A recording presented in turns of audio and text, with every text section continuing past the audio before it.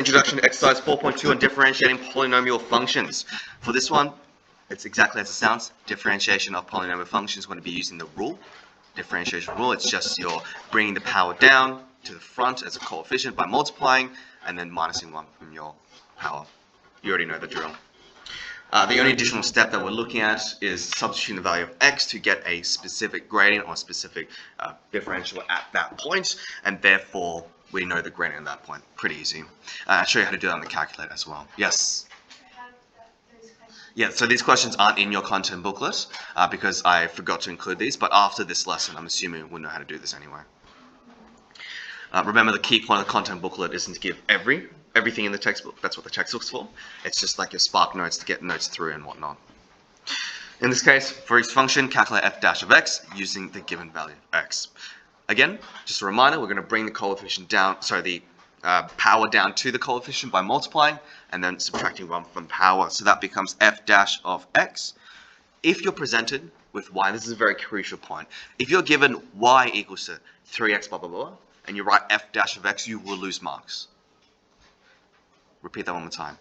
If the function is given to you as y equals to 3x blah blah blah, and you write f dash of x, you will lose marks. You have not defined f of x. Alternatively, or on the other hand as well, if you have a function that's f of x and you write dy dx, you will also lose marks.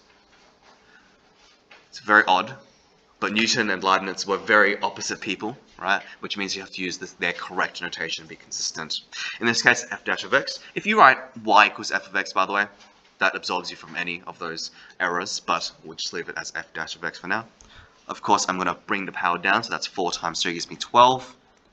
X cubed, don't forget to bring the power down by 1. Minus 4x plus 1, of course the 1 disappears, because the power of that is 1, or x to the power of 0. Of course, we get rid of it, because if we bring the power of 0 to the coefficient, it's just 0. So we end up with minus 4x. F dash of 1 equals 2. Substitute the value of 1. 12 minus 4 gives us 8. Done. Hopefully this seems very familiar. The only other additional steps we need to look at is if we need to rearrange our function to do this. Later on, we will do product rule, quotient rule. Does that sound something familiar that we've done before, or not really?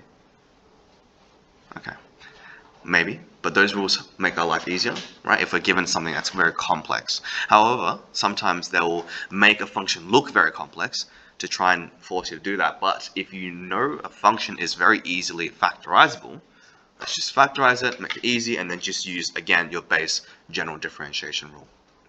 So f of x equals to this. Of course, I know that f of x would equal to x minus 2, x plus 2, just using my difference of perfect squares rule, which therefore means I can cancel these out, which equals to x minus 2.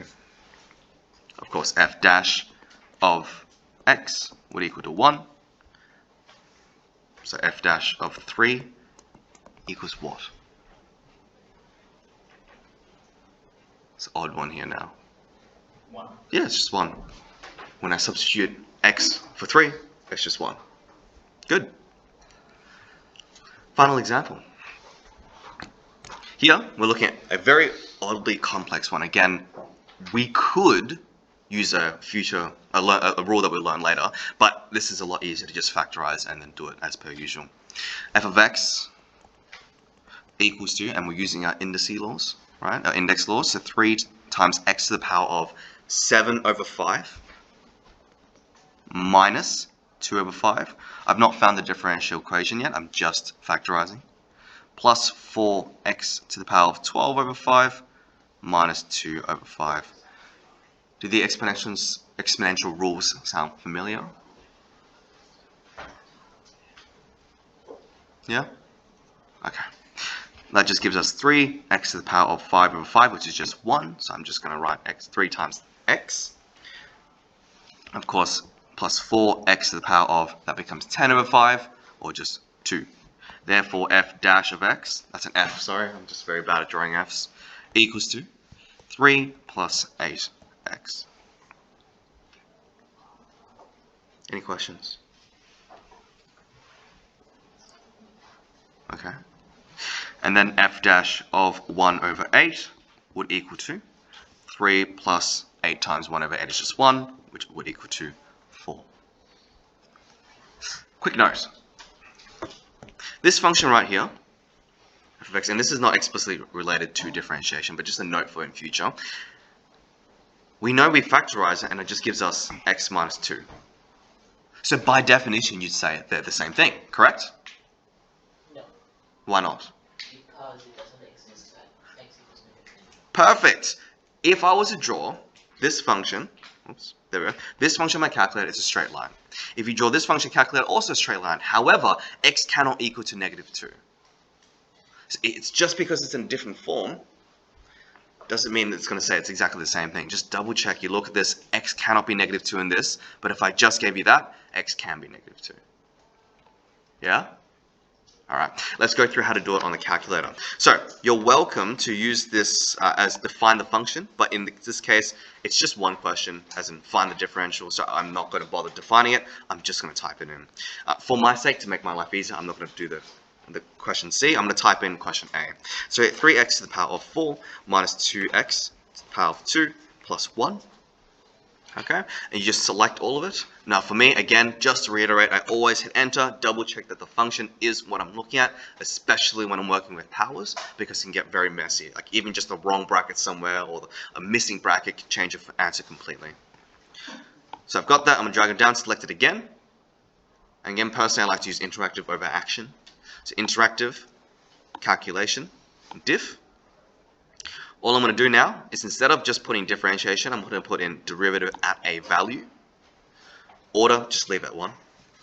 Value, I'm going to put in what I'm looking for. In this case, it's f dash of 1. So I'm going to hit value equals to 1. I'm going too quickly.